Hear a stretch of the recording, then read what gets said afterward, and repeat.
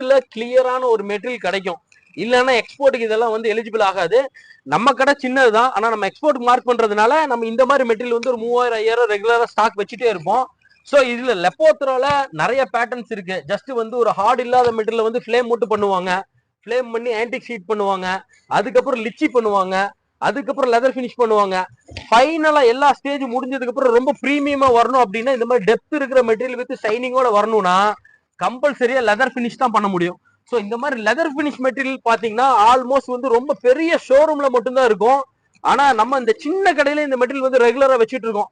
ஒரே ஒரு காரணம் தான், நம்ம எக்ஸ்போர்ட்டுக்கு மார்க் பண்ற லேபரா இருக்கிறதுனால நம்மளுக்கு இந்த மெட்டீரியல் ரொம்ப ஈஸியா கிடைக்குது. சோ அதனால இந்த மாதிரி ஒரு பெரிய பிரீமியம் மெட்டீரியல் ஒரு பெரிய காஸ்ட் கொடுக்காம நம்ம கிட்ட கம்மி விலையில நீங்க எப்பவுமே பர்ச்சேஸ் பண்ணிக்கலாம்.